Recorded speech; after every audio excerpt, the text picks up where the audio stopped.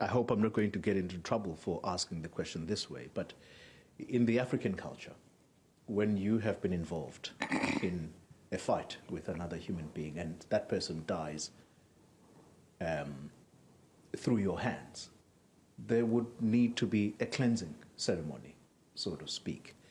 In a professional environment, how do those officers who would have been out policing the streets and they meet a heist situation where a number of suspected criminals are gunned down, how do those police officers, how are they debriefed and psychologically prepared so that they are going back not as killing machines, but as police officers who understand that there are laws that govern what kind of force or the amount of force that you're supposed to use against a person who, who may be armed?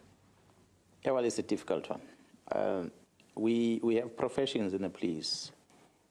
We are an organization that is almost 200,000 strong of personnel, 200,000 in the country.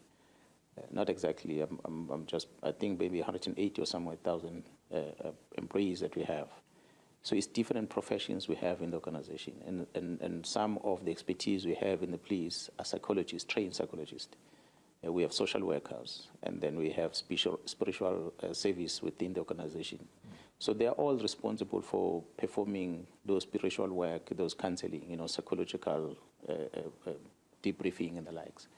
And of course, with our medical support, which is POLMED, the medical scheme of the police, they are able to provide us assistance with private consultation that will, if a member feels comfortable to engage a private psychologist, for instance, they are able to pay for that because it's something that will have happened when the member is on duty, so it needs to be counseled.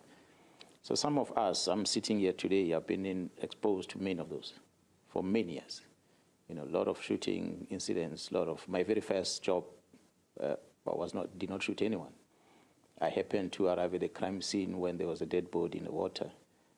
You have to assist the forensic people by fetching that person from the water, and the body is decomposed. And you grab the hand by trying to pull that person out of the water. Next thing, you pull the whole hand.